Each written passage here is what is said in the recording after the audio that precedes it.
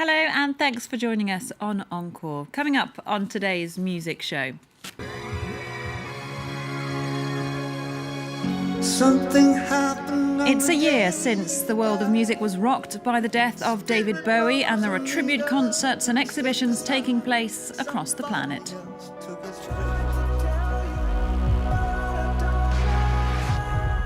The Flaming Lips are back with a new album, a psychedelic opus of fireworks, purple-eyed unicorns and edible butterflies.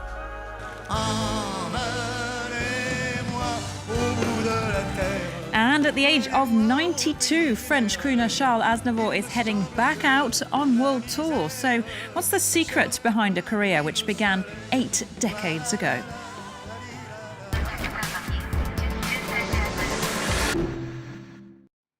Welcome to Encore. I'm joined here in the studio by France 24's music critic Mariam Saab. Hi there, Mariam. Hello, Catherine. Now, it's been a year since the world was rocked by the death of David Bowie. He'd been privately battling liver cancer, and he died on January the 10th, just days after he turned 69, and also just days after the release of his 25th studio album, Black Star, which was thought to be his parting gift to fans. Well, now there's a new documentary out, isn't there, which suggests that David Bowie had more up his sleeve. Tell us more, Mariam. The film is David Bowie, The Last 5 Years. It was directed by Francis Watley, broadcast on the BBC, and it's dropped a bit of a bombshell, revealing that David Bowie, in fact, discovered that his cancer was terminal and that his treatment would stop while he was filming the music video for his final single, Lazarus. Now, the scenario for the clip revolves around David Bowie bedridden. There are lines in the song like, "Look up here, I'm in heaven." The music video's director, Johan Renneck, says the assumption that David Bowie was in fact staging his deathbed is false. In fact, David Bowie was wanting to make potentially a sequel to Lazarus. Now, the documentary film also broadcasts never-before-heard audio vocals from The Next Day and Black Star recording sessions. How are David Bowie's bandmates honouring his legacy 1 year on? Well, with a series of tribute concerts all around the world, promising to be Bowie people making Bowie music, Bowie style. We're going to hear from the band leaders, pianist Mike Garson and guitarist Earl Slick. A little funny, like not ha-ha funny, but you know, being together and there's no David here and we're doing a show, but at least it's just a great opportunity to get the band. It just feels good to be with the band. I'm a fan like anyone else, and I went into total shock, and the only thing that gave me any consolation was, as a close friend of his, he told me in the mid-90s that he had seen a psychic somewhere in the late 70s or early 80s who told him he was going to die when he did. And he told it to me like we're talking, and it was like he had no doubts. Okay, the first show took place on what would have been David Bowie's 70th birthday in London. Next is coming up this week in New York on the anniversary of his death. And Sting will be headlining a show in LA later this month. Next stops Sydney Opera House, Tokyo, Dome City Hall. Now, staying in Tokyo, there's also an exhibition there. It's called David Bowie is, in this instance, Tokyo. It's a touring exhibition with over 300 exhibits on display, from handwritten lyrics to original costumes. Next stop is Barcelona for that.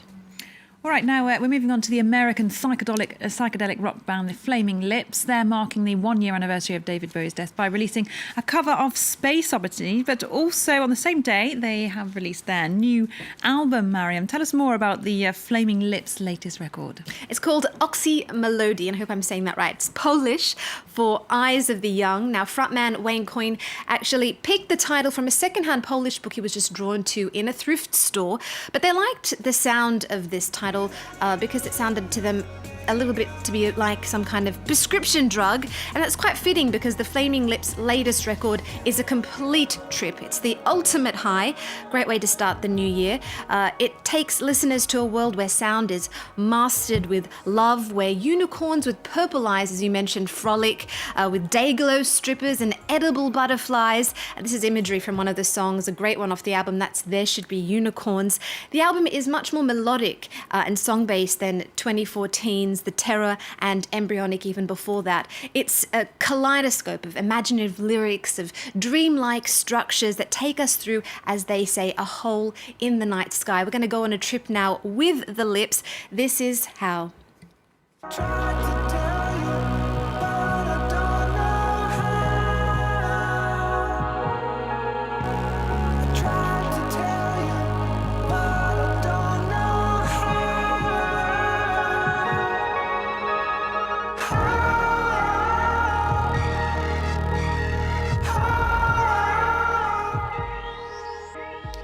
Speaking about the record, Wayne Coyne described it as Syd Barrett meets ASAP Rocky, and they get trapped in a fairy tale from the future, which is a very I love it, bizarre thought. Now, on this album as well, we've got collaborations from Miley Cyrus, who they've worked with before. She's their musical soul sister. She sings on We Are Family, and that song was meant for her last album, but they reworked it for this one. Now, this album is going to be released on Wayne Coyne's birthday, so it's a birthday present to him. And Happy New Year to the rest of us. If you want to catch the live show, they're going to be playing in Paris, February 2nd. Okay, look forward to that. Next, moving on now, he's written some 1,400 songs to date. And at the age of 92, the legendary French singer Charles Aznavour is going to be embarking on another world tour. Sanam Chantier takes a look back at the life of a man who was discovered by none other than Edith Piaf in 1946. It's been a year since he told his fans he'll be seeing them face to face here in Paris. 12 months on, and Charles Aznavour has kept his promise. Balayé par septembre, notre amour d'un été. At 92, the singer greets journalists with his usual charming smile and easy manner. He talks about what it is that keeps him going. Que voulez-vous que je fasse? What do you want me to do? Wait until it's time for me to head to the cemetery? No, I want to have a laugh before all that. I have an enjoyable career. I can laugh and move around. That's the life I Je have. vis cette vie-là. It's a career that spans 74 years. Some of his songs have become hits in English, like Yesterday When I Was Young. But Aznavour's path to success was long and tortuous. Despite being discovered by none other than Edith Piaf in 1946 in his early career, French critics dismissed him. Naturally, I have a gravelly voice, but I can push it far. It's extraordinary you're a singer, no? Yes, I think so. Ils sont venus, ils sont tous là. But for Charles Aznavour, it was worth the wait. J'ai eu une vie I've had a magnificent life, with all the misfortunes, problems, the worst critiques. Without the public, it wouldn't have worked. Ça ne marcherait pas. After selling more than 100 million records, he has no intention of changing his approach, though with age, he's had to make adjustments. Today, my vision is not the same. I don't hear very well. What also fails me is my memory. So I've gotten myself an auto cue, and it's right here. Accompanied by an entourage of his family and managers, Charles Aznavour will now embark on a tour that will take him from Paris to Sao Paulo to Northern America and then Moscow.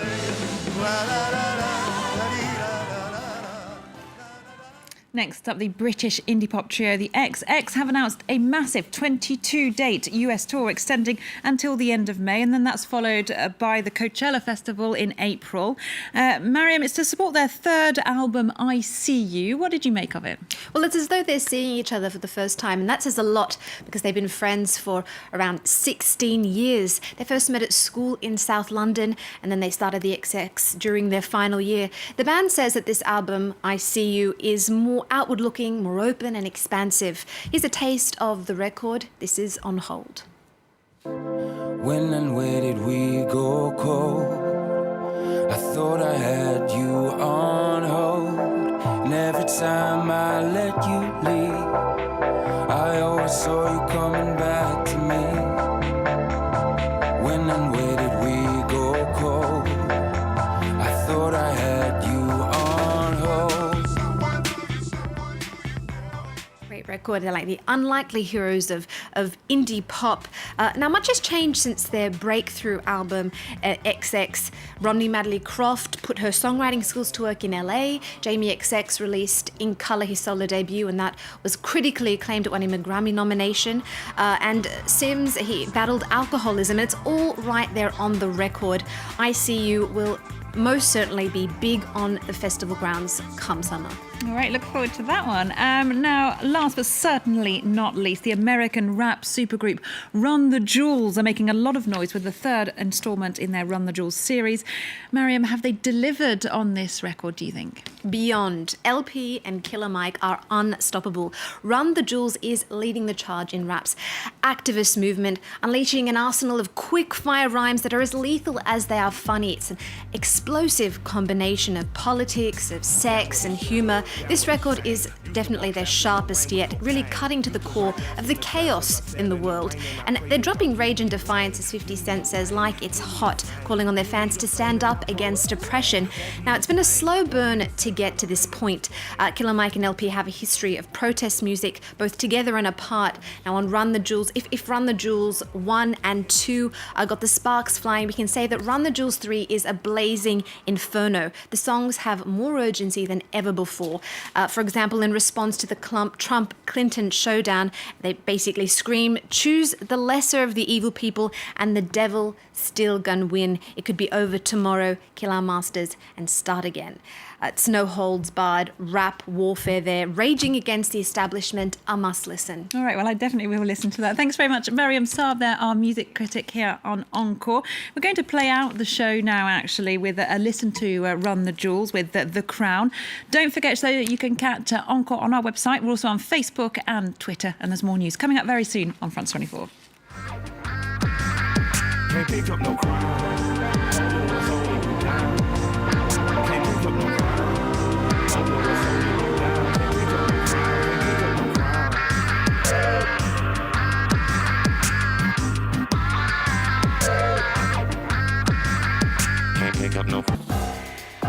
Reporters, presented by Mark Owen. Situated in the middle of nowhere, Dadaab is the largest refugee camp in the world and the third largest town in Kenya. Dadaab is a virtual prison offering no escape. People are born there and live out their lives like many children and young adults whose only horizons are the camp walls. They still have hopes of changing their destiny, opening a business, getting funding to study abroad, escaping, whatever it takes. This is the story of 3 of Dadaab's children. Reporters on France 24 and France24.com.